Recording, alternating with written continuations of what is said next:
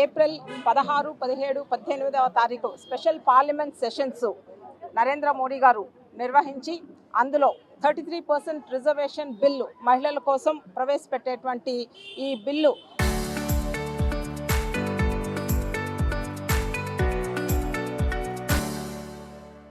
నారీ శక్తి వందన్ అధినియం అనేటువంటి నామకరణంతో వారు ప్రవేశపెట్టదలుచుకున్నారు.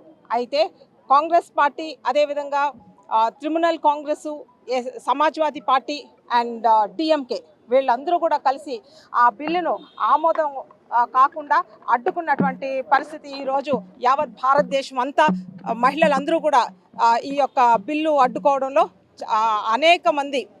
అనేక దేశాలు కూడా ఈ విషయాలన్నీ కూడా గమనిస్తున్నారు. వీళ్ళు మహిళా ద్రోహులను కూడా మనం చెప్పుకోవచ్చును.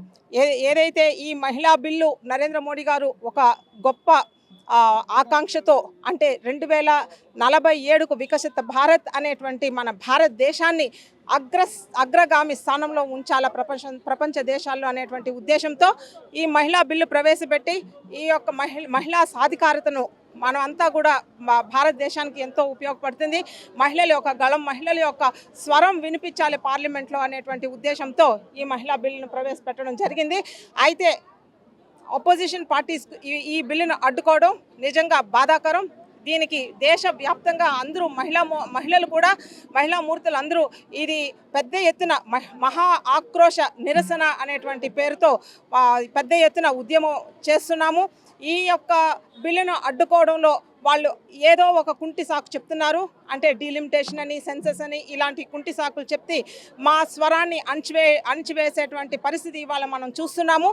అంటే వీళ్ళు మాటలే కానీ ఏదైతే చెప్తున్నారో మహిళా సాధికారత మేము సపోర్ట్ చేస్తాము, డిస్క్రిమినేషన్ ఉండదు అనేటువంటి మాటలు చెప్తున్నారో అవన్నీ అబద్ధాలని కూడా యావత్ భారతదేశం వాళ్ళని గమనిస్తుంది, వాళ్ళని చూసింది.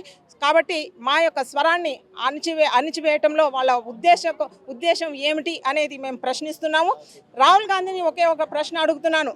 అంటే మీరు మీ యొక్క కుటుంబ సభ్యులు, కుటుంబ పరిపాలన కొనసాగుతుంది, మీ యొక్క సోదరి, తల్లి వీళ్ళు మాత్రమే మహిళలుగా మీకు కనిపిస్తున్నారా?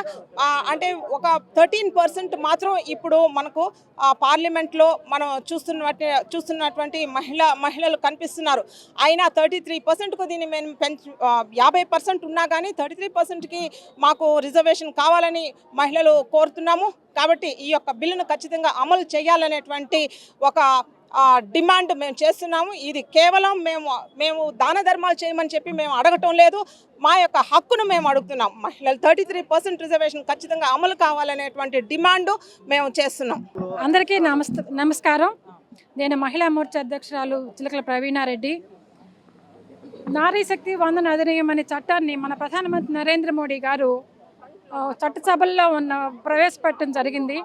మహిళలు కూడా 33% రిజర్వేషన్ అనేది ఉండాలనే ఉద్దేశంతో మహిళలు వికసిత భారత్ లక్ష్యాన్ని చేరుకోవాలి, వికసిత భారత్గా మన భారతదేశం అభివృద్ధి చెందాలంటే మహిళల యొక్క భాగస్వామ్యం కూడా కావాలి అనే ఉద్దేశంతో ఎంతో ఆశతో మహిళల యొక్క లక్ష్యాలని, మహిళల యొక్క కోరికల్ని తెలుపుతూ ప్రవేశపెట్టారు. కానీ దీనికి వ్యతిరేకంగా కాంగ్రెస్ యొక్క మిత్రపక్షాలు అడ్డుకోవడం జరిగింది. ఇది ఎంతో అన్యాయం.